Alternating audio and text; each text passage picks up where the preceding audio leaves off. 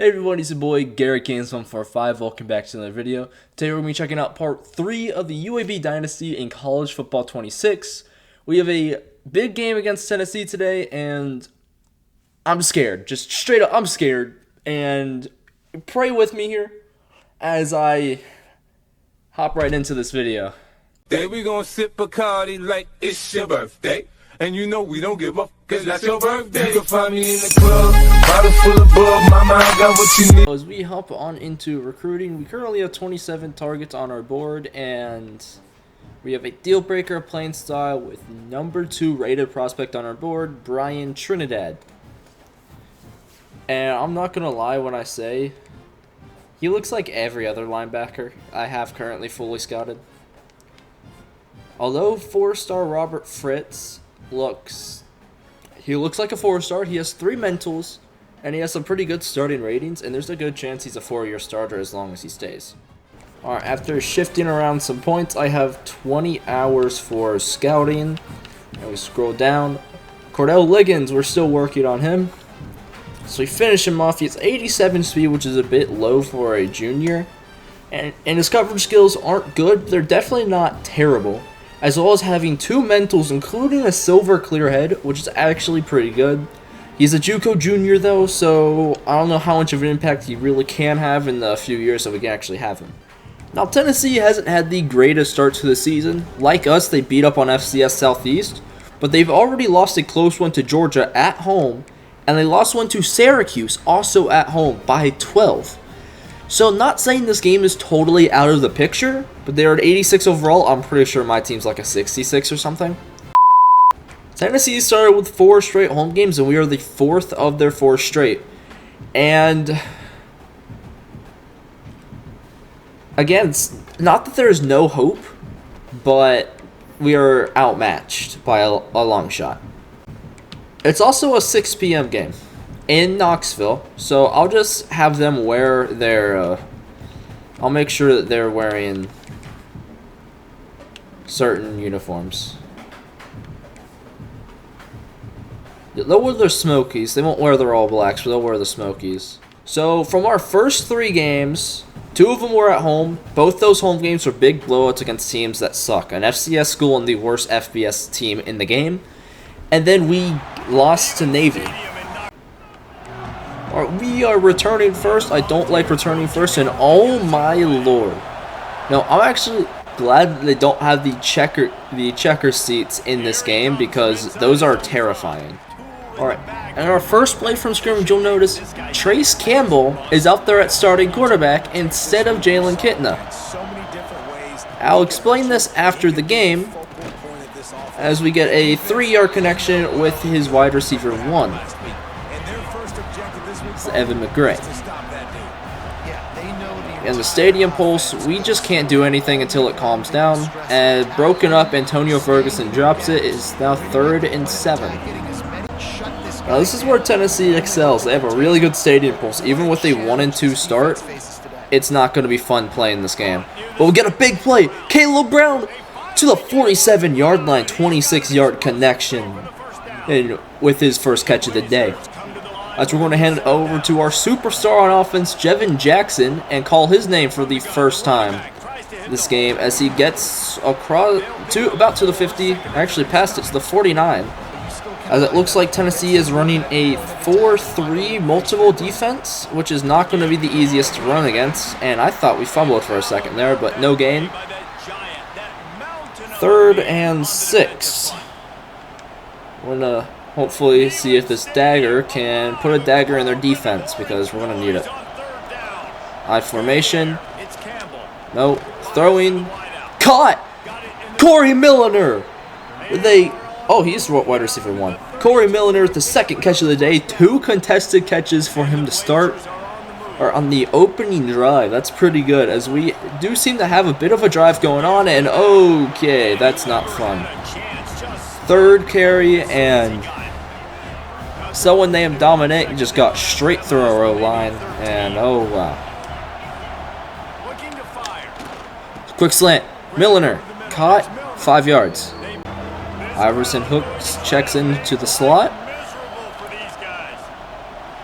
open, but a bad throw almost results in an interception. 4th and 5.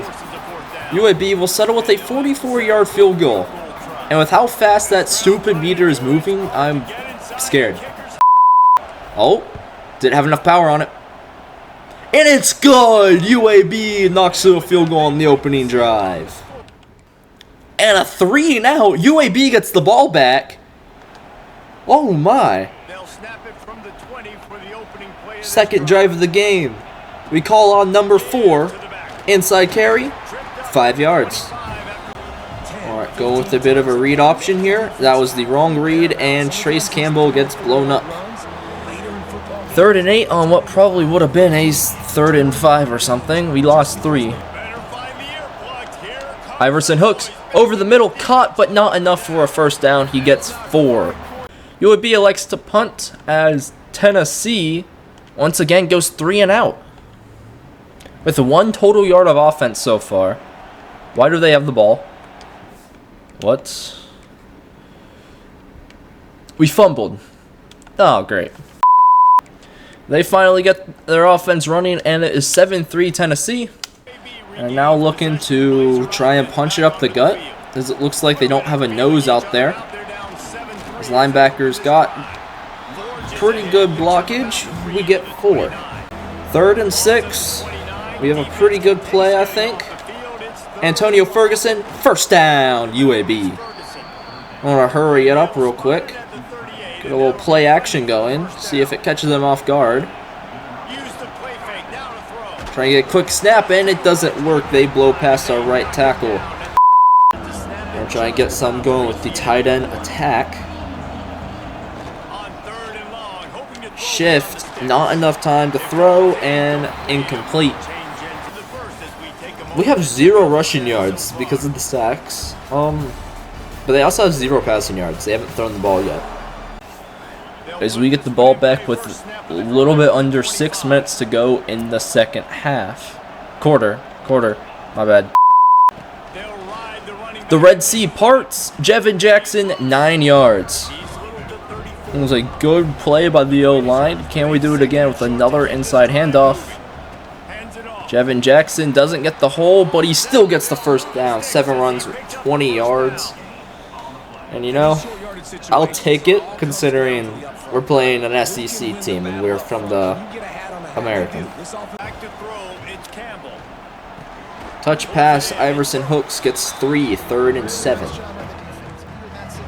With the 4 verticals here. They have a 1 single high safety looking over. Going for all with hooks. Overthrown, and that is 4th down. Another drive stalls after 1 first down. Tennessee actually threw the ball, but they keep running it. But they actually have to punt, and we get the ball back. 2:38 left in the second quarter. As no high safeties, doesn't look like. But we throw right into where one of their players are in the zone. Good thing it got knocked down. I didn't see him at all. 2nd and 10. We're going to be calling number 4, Jevin Jackson, into the game again. As we get some good blocks, and he gets tackled from behind after a gain of 8. 3rd and 2. So I like having a good run game. A 2nd and 10 turns into a 3rd and 2 instead of like a 3rd and 7. Number 2 tight end catches it, but runs behind the sticks. 4th and inches. It's time to call the number of my fullback. The fullback dive. Did I just get an achievement? 4th and inches, right before the 2-minute warning. Snapping it with 1 second before the 2-minute warning. First down, UAB. All right, 1st and 10. UAB at the 25-yard line. 1:58 left in the first half. Locked up, throwing it up. Antonio Ferguson can't make the one-handed grab. We're going to give it right back to Jevin Jackson. Hope you can get another good run. Red Sea parts, only 4 though. 3rd and 6, they use a timeout. Over the middle, and Iverson hooks, can't hang on. Another UAB drive stalls after 1 first down. We force Tennessee to punt again with 48 seconds left in the first half. Calling audible without stadium pulse right now. We're safe to do it. Fakes the handoff. Throws. Dropped by Ferguson. Had a good start, but see if the run game can get us a little bit of yardage, and it cannot. 3rd and 10. Gonna go with no huddle. Play action play called. And we can't get the ball out. 4th and 19. Tennessee calls a timeout. This Tennessee defense is brutal. And they get a 52-yard touchdown with Braylon Staley. And they get the ball back after the half. We force them to punt, and we get a short field, only 50 yards. Looking to throw, it's Campbell. Shock H option. Iverson Hooks! Open! Caught! Touchdown, Blazers! Let's go! Whew, I'm still calming down from that. Hey, Brennan's online. In 1st and goal, 4th and goal, they settle for 3. 24-10, 1:08 left in the third. They took up a lot of the third quarter with that one. Antonio Ferguson open over the middle, gets 6. So we're going to call hurry up and try to throw off their linebackers here. They have 2 impact players back there. We do throw off their linebackers. Jevin Jackson first down. Hurry up again. Going with the mesh play here. That halfback wheel's going to be wide open. I also lie. Antonio Ferguson high points that ball. 3rd and 2. We're going to hurry up and see if Jevin Jackson can get this first down. They have a light box out there. Guard gets up. And it's a first down for Jevin Jackson. Way to power through it, bud. 12 carries for 41 yards against an SEC defense is pretty good. I do say so myself. We're going to call his name in the pass game. Jevin Jackson up the sideline. 5. Touchdown Blazers! Extra points blocked. Of course it is. 8-point game. Iverson Hooks open over the middle. First down. 34-yard line into enemy territory. This stadium is shocked of what Tennessee offense has been recently. Right back. Oh, that is Milliner, right? First down, Kayla Milliner. Corey Milliner. My bad. Hurry up again, I think. Or did we actually huddle this time? Hand the ball off to Jevin Jackson. Up the middle. Red Sea parts inside the 5 to the 4. Give me some blocks, and Corey Milliner doesn't pick up anybody. Caleb Brown gets hit behind the line to the 6 right now. We're in an audible to an inside zone. Or did we? We didn't. That's going to be a pick, and yep. Stadium Pulse got us. Now our defense has to go back on the field. And they're not forcing a punt. Tennessee scores. 31-16 with 2:34 left. Are the Blazers out of the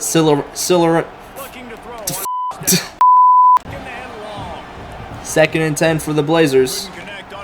Over the middle, it's where we've had success. Iverson Hooks gets 5, but doesn't stop the clock. This isn't the play I called, that's the play I called. Over the middle again, Iverson Hooks picks up a first down. That should stop the clock. We're actually going to get a run play to see if we can't throw them off because they are in a light box. Oh, the O-line gets blasted. We'll call a timeout. 2:04 left. We only had 2 timeouts. I didn't see that. 2nd and 11. They are backing off of our tight ends. Antonio Ferguson gets some separation. Tennessee calls a timeout. 3rd and 2, or do they? No, it was a 2-minute warning. Can we convert?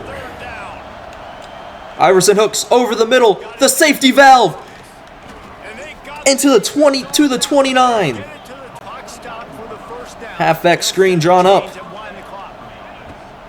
Jevin Jackson gets open, has blockers to the outside, out of bounds, 13-yard line. We can't hurry up. Never mind, we can go out of bounds. Productive play on this drive. Slot post, I do not like this. Maybe that post? They'll throw it from the red zone. Wait. Iverson hooks! Knocked away! Looking for his The ball was thrown too high. It's been tough for this QB. Almost. Very small windows to throw in. UAB is not out of this game yet.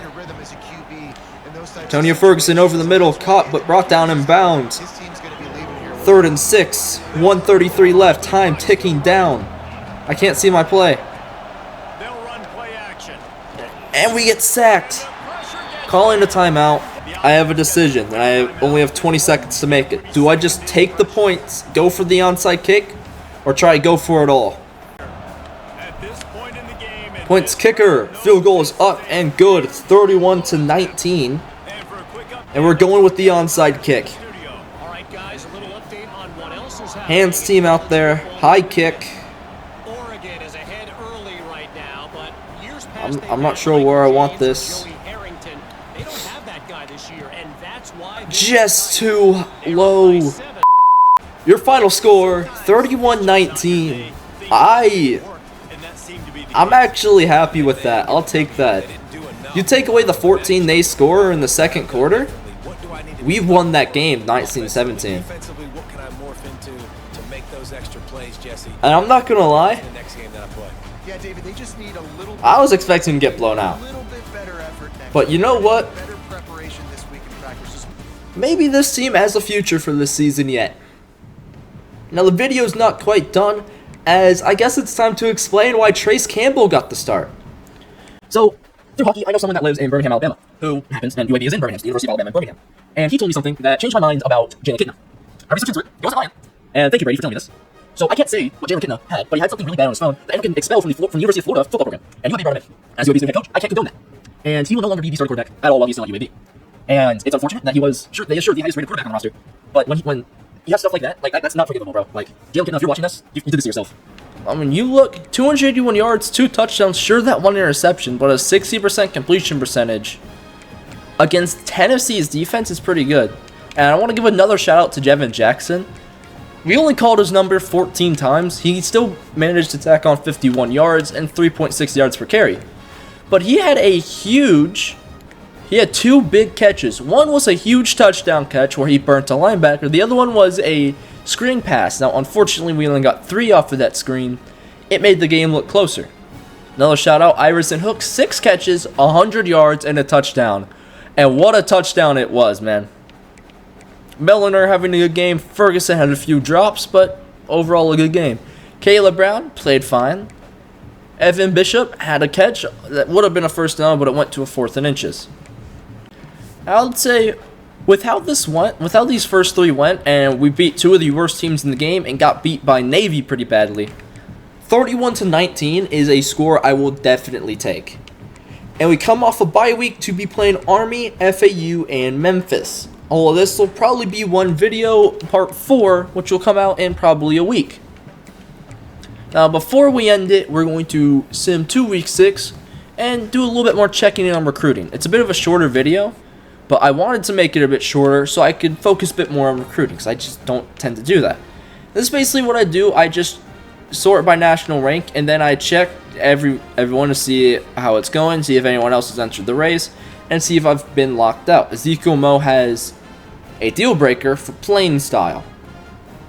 It might because they don't run enough, but we're not quite out of the race for him just yet. 2-star corner Jalen Sneed is being pursued by Akron, and I'm going to schedule him for a visit against Army, which is in week 6. And yep, 2-star tackle Carlos Tubbs will also, he won't get a visit because it's 15. Actually, he can. Also against Army. And somehow pro potential is a B for us. You know what? I'll take it. And with ULM going after Ricky Ham, we're going to go ahead and put some points. So for those who don't know, even though we scheduled visits, we will get those points back later. I also want to see what Moses Homer, 20 points. I think we're going to schedule him for a visit against Army. We'll go conference prestige. And that's our points. We're not going to scout anyone more today. we got ourselves some visits coming in for next week, and we'll hit the advanced week button. I'm going to go ahead and do the scouting for week 6, as we have 80 points. Oh, and Ezekiel Mo has unlocked, I don't know what he did. We can schedule a visit for Robert Fritz. We'll schedule him for week 8 against Memphis, as that is, they are apparently our rivals. And also with Lonnie Caps, we'll schedule him also for Memphis. Actually, we won't, because we don't know his stuff. Henry Wooden we'll schedule against Memphis. And Conference Prestige. Looks like that's pretty good. Looks like Western Kentucky wants him, and we'll throw 5 more points his way. So that's it. We've scheduled a few visits. Unfortunately, we suffer a loss to Tennessee, but that was to be expected. Next time, we'll hit you with a triple header against Army, Florida Atlantic, and Memphis, all 3 being at night. Memphis being a rivalry game, it's going to be big, as week 6 and week 8 will have recruits coming and might shape the future. And I do have the game plan to go up against Army, but it's not going to be an easy one, I'll tell you that one. I'll see you guys later. Peace.